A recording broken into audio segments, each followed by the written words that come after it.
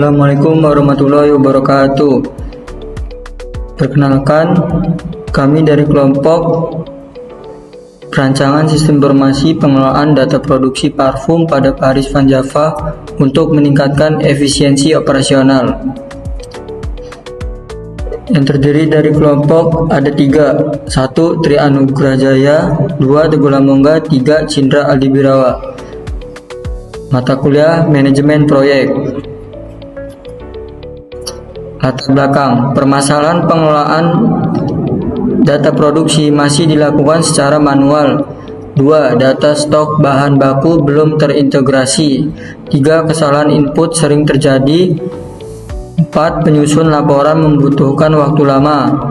5. Sulit melakukan monitoring produksi secara real time.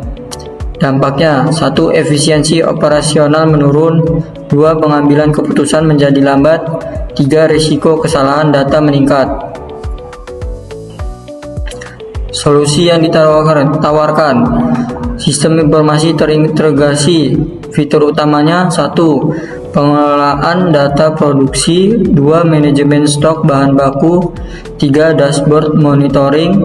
4. Laporan otomatis. 5. Database terpusat.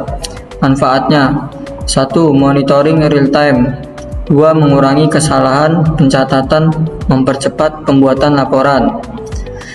Selanjutnya, mendukung keputusan manajemen. Project karakternya, judul proyek, perancangan sistem informasi pengelolaan data produksi parfum. Tujuannya 1. Digitalisasi proses produksi. 2. Integrasi data produksi dan stok. 3. Meningkatkan akurasi data. 4. Mempermudah monitoring. Durasinya 19 April sampai 4 Mei 2026. Anggarannya 30 juta sesuai Project Carter pada lamaran.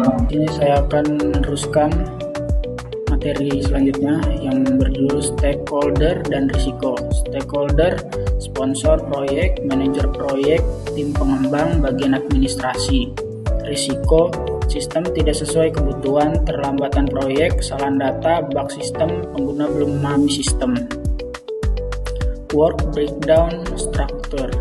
8 tahapan proyek: inisiasi, perencanaan, analisis sistem, desain sistem, pengembangan, pengujian, implementasi, pemeliharaan. Output, dokumen kebutuhan, database, prototype, dashboard, sistem siap digunakan. Di sini ada jadwal proyek, timeline. Tahapan pertama ada analisis, perancangan, pengembangan, pengujian, implementasi. Durasinya 5 hari, 3 hari, 4 hari, 2 hari, dan implementasinya 2 hari. Oke, saya akan melanjutkan presentasi teman saya sebelumnya, itu namanya Cindra. Bisa lihat di sini ada maturity, tingkat maturity itu proses DS11. Nilai maturity beratribut skala dari 0 sampai 1. Bisa lihat di sini ada 2, yaitu value-nya 2,35 untuk AC, lalu masih yang sama dari 2,5 sampai 3,5. Lalu untuk PSP dari 2,55 menjadi 2,95. Lalu untuk TA dari 2,4 menjadi 3,3. Lalu selanjutnya ada SE dari 2,4 menjadi 3,45. Lalu ada RE di sini dari 2,2 menjadi 3,2. Lalu selanjutnya ada GSM dari 2,1 menjadi 3. Oke, next. Selanjutnya adalah strategi pencapaian maturity level.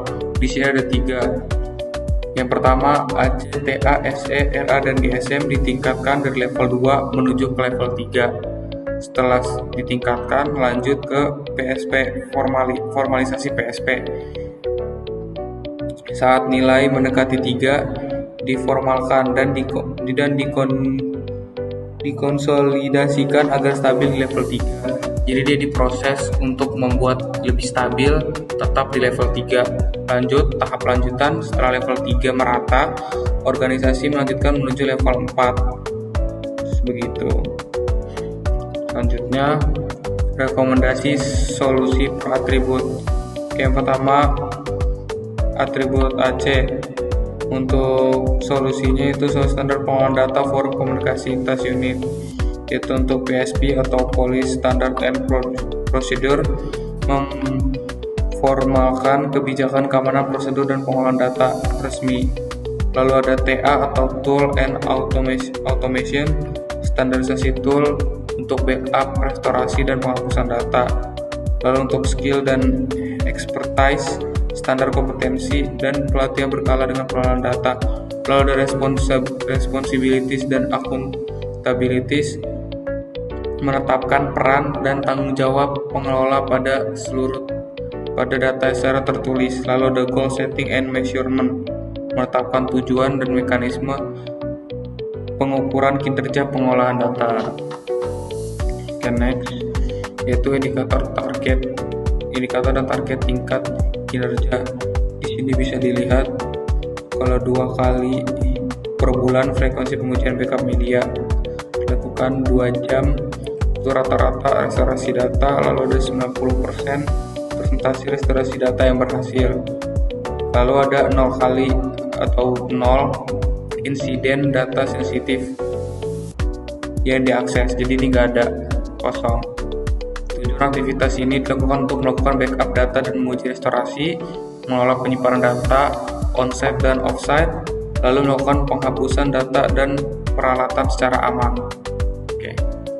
Jadi kesimpulannya, tata kelola pengelolaan data PVJ pada proses DS11 saat ini berada pada maturity level 2 atau repeatable but intuitive, dengan target mencapai level 3 define proses melalui formalisasi kebijakan, standarisasi tool, penguatan kompetensi, dan kejelasan tanggung jawab, dan juga pengukuran kinerja yang lebih konsisten. Oke, segitu saja saya akhiri untuk presentasi tata kelola kali ini. Wassalamualaikum warahmatullahi wabarakatuh.